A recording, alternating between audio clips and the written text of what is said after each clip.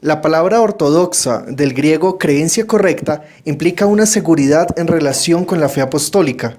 La Iglesia Ortodoxa también ha establecido comunidades en Europa Occidental, América y en épocas más recientes en África y en Asia.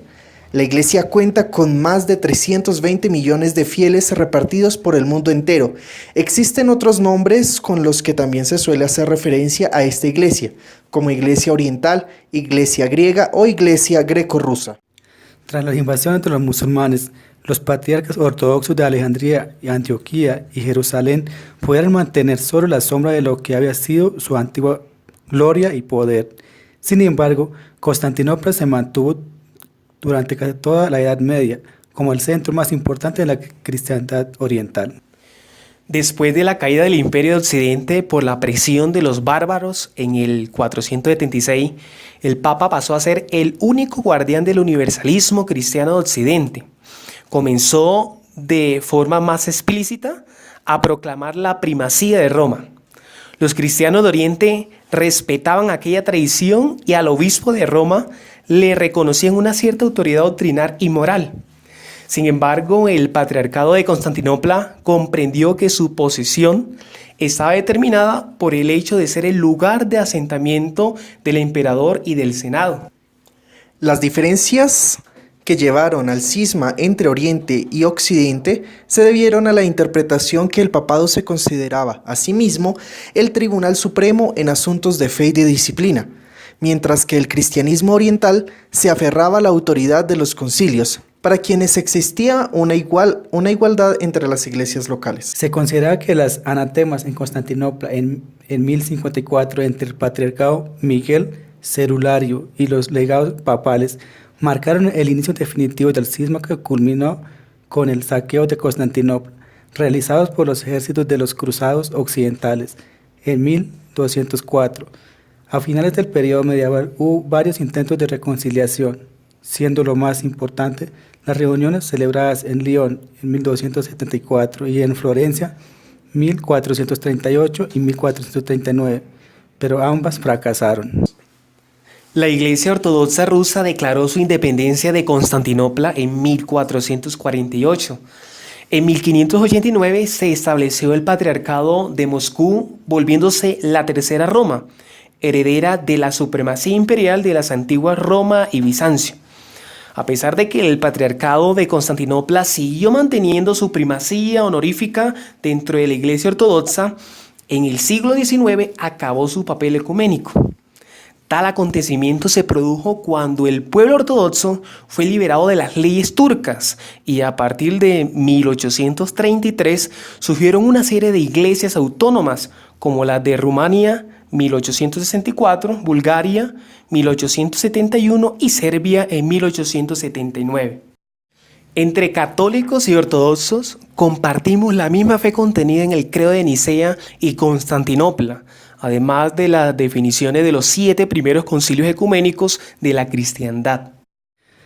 Las diferencias doctrinales con la Iglesia Católica Romana versan en primer lugar la cuestión filioque, una de las clausuras del credo que habla sobre la procedencia del Espíritu Santo, la cual decía: creo en el Espíritu Santo que procede del Padre.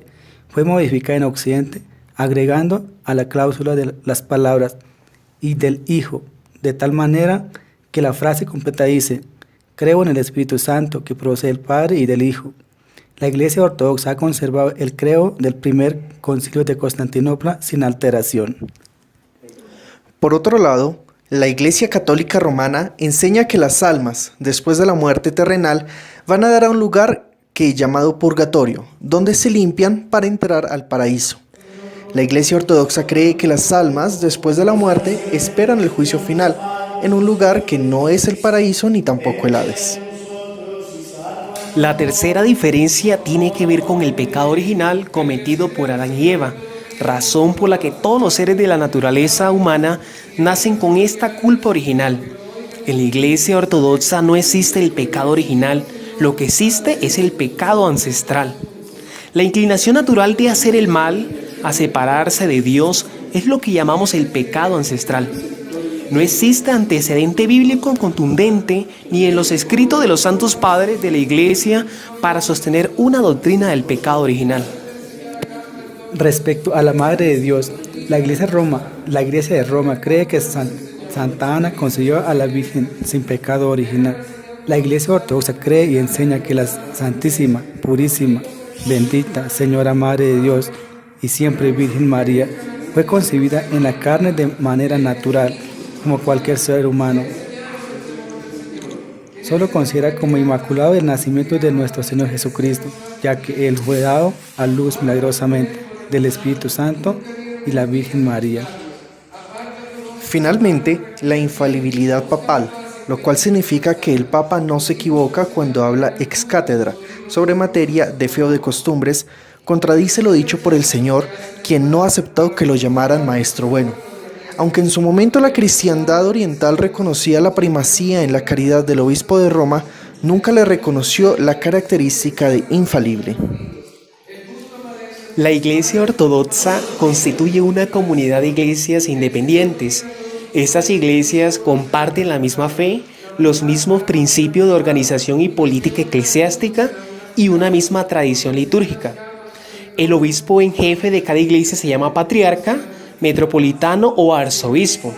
Al patriarca de Constantinopla, actual Estambul, le corresponde el honor de tener una cierta primacía sobre las restantes debido a la condición de capital del Imperio Romano de Oriente o Imperio Bizantino que la ciudad tuvo entre el 320 y 1453, cuando el centro del mundo cristiano de Oriente. Los derechos canónicos del patriarca de Constantinopla estaban definidos por los concilios de Constantinopla del 381 y de Calcedonia 451. El patriarca no posee poderes administrativos sobre su propio territorio o patriarcado, ni tampoco se considera infalible. Su posición solo constituye una primacía entre sus iguales. Estamos en la iglesia de la Dormición de la Virgen María o en la Anunciación, iglesia ortodoxa griega, y en este momento estamos visitando al padre Mijail, quien nos va a contar un poco de la experiencia ortodoxa aquí en Colombia. Padre, queremos preguntarle inicialmente sobre la liturgia. ¿Cuáles serían los rasgos característicos de la liturgia ortodoxa griega? No podemos decir que los rasgos característicos de la liturgia ortodoxa griega, sino de la liturgia ortodoxa, porque la misma liturgia rusa, rumana, serbia, griega, cualquier denominación de los patriarcados es la misma. Cambia el lenguaje, cambia el idioma, como en la iglesia romana. La liturgia es una sola a nivel mundial, lo mismo que la iglesia ortodoxa, es una sola a nivel mundial. Rasgos característicos. La estructura de la liturgia es muy similar a la liturgia romana, ¿sí? Solo que es un poco más extensa porque tenemos una serie de peticiones, de súplicas, que permanentemente los fieles ortodoxos, los sacerdotes, los cantores, hacen durante la liturgia. Por eso se hace un poquito más extensa, pero está la misma, como el mismo cuerpo de la liturgia. Tenemos las plegarias del comienzo de la liturgia. Nosotros siempre comenzamos la liturgia precedida de los maitines o de ortros, que le decimos en griego, que para ustedes serían los laudes. Pues terminan los laudes y empatamos con la liturgia. La liturgia arranca en el momento en que empieza la doxología. Entonces ya empieza el desarrollo. Posteriormente viene la pequeña entrada, la entrada con el Evangelio.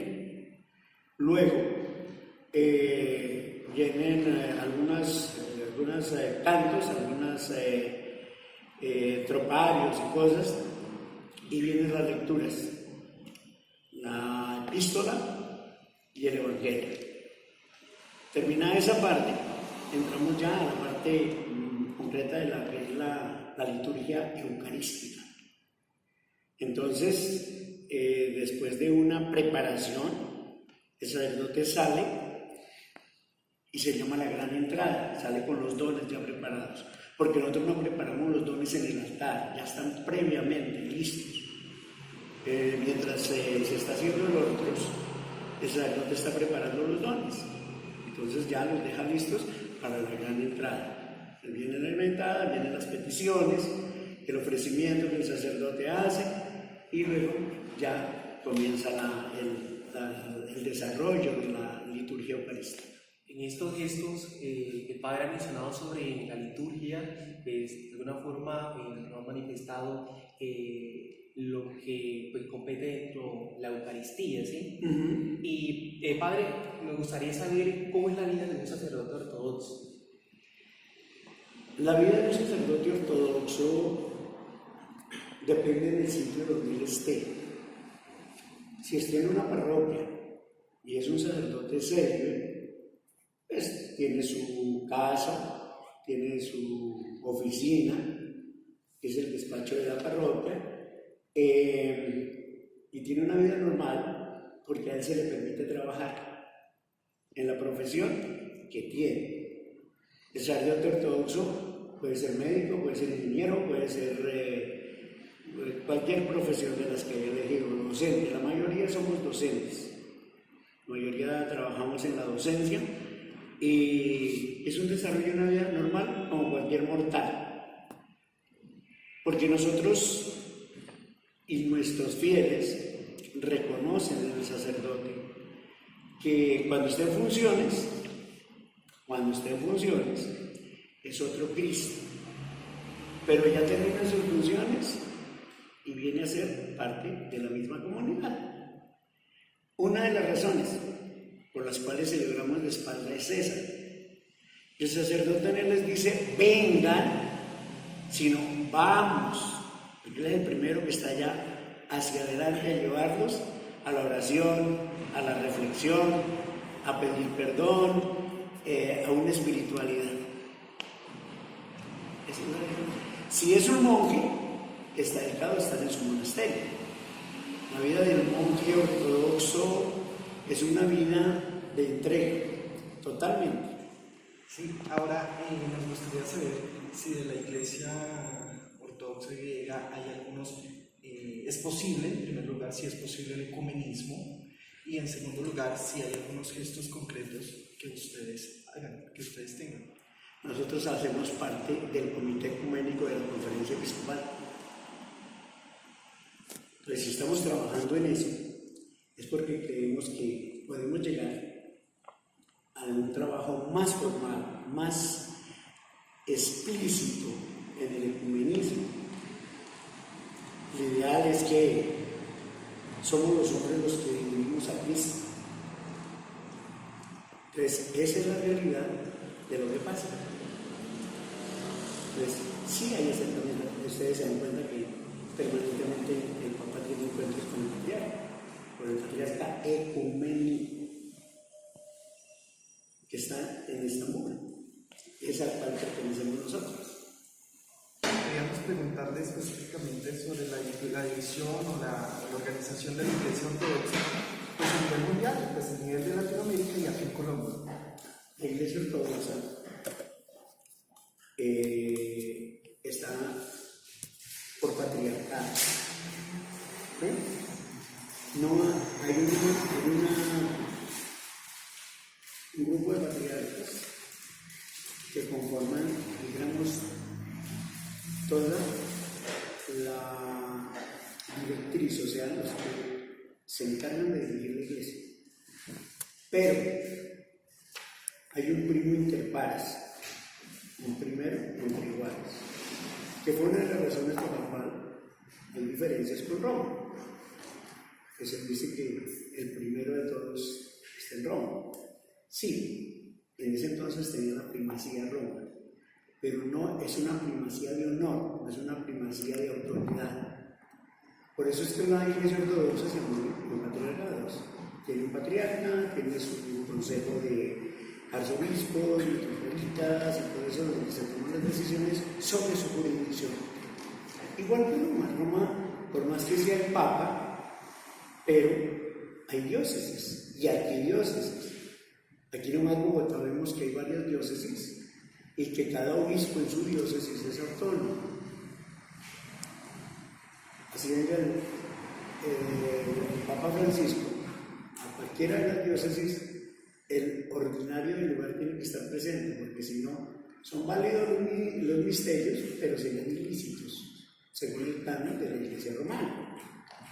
¿Ves? Entonces las iglesias ortodoxas manejan más o menos la misma realidad. Si un sacerdote de esta metrópoli va a ir a otra metrópoli, pues tiene que contar primero con el permiso de su ordinario para ir allá, para que cuando llegue allá diga, mira, tengo el permiso de mi ordinario, yo soy asignado a tal parte. Así se manejan en todas, a nivel mundial, las iglesias ortodoxas.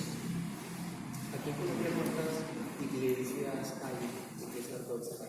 En Bogotá solamente tenemos dos iglesias canónicas, o sea, dos iglesias oficiales del patriarcado. Una aquí y hay una misión en Ciudad Bolívar. Tenemos Medellín, tenemos Cúcuta, tenemos Pereira y tenemos Cali. Y hay algunas misiones de familias en torno a Bogotá, en otros departamentos, donde tenemos comunidades pequeñitas, pero hay templos. Solamente Bogotá tiene este y el de Ciudad Bolívar. Pero el de Ciudad Bolívar es un templo pequeño. Sí, padre. ¿Me podría explicar, digamos, como que en la iglesia romana tenemos algunos signos con respecto a, digamos, el práctica sacramental y todo esto? Entonces, en particular, un signo particular, ¿o cuáles son los requisitos para aplicar, digamos, el sacramento, como el bautismo, como todo eso? Los sacramentos que son en la iglesia romana, nosotros les decimos misterios en la iglesia ortodoxa. Son misterios de la iglesia. Y son los mismos igualitos. Solo que nosotros tenemos el misterio de la iniciación cristiana, que son como el aceite elemental, 3 en 1. El día que se celebra el misterio del bautismo, ese día recibe la crismación o confirmación y la comunión. Puede ser un bebé. El niño comulga desde su bautismo y se prepara cuando cumple los 7 años para hacer su primera confesión. El misterio de la unción de los enfermos, que lo tiene la iglesia romana solamente para los que están ya prácticamente para despachar, nosotros no. De suyo nosotros el miércoles santo tenemos una ceremonia muy importante, que es la ceremonia de la Santa Unción. Pues se hacen las lecturas, se hace todo el proceso, y ese día todos los fieles son ungidos para salud de alma y de cuerpo. Y luego el sacramento del misterio del matrimonio, y el último es el del orden. ¿Por qué? Porque el sacerdote es el autónomo que decide si va a ser sacerdote célibe o quiere ser sacerdote casado. Entonces, la decisión está en que el sacerdote, después de ser ordenado, se queda en la condición que eligió, o sacerdote casado o sacerdote célibe. No es el obispo, no es la iglesia, no es la que toma la decisión. La que toma la decisión es el individuo junto con el obispo. Padre, para ir terminando, pues muy bien sabemos que estamos en el tiempo de Cuaresma.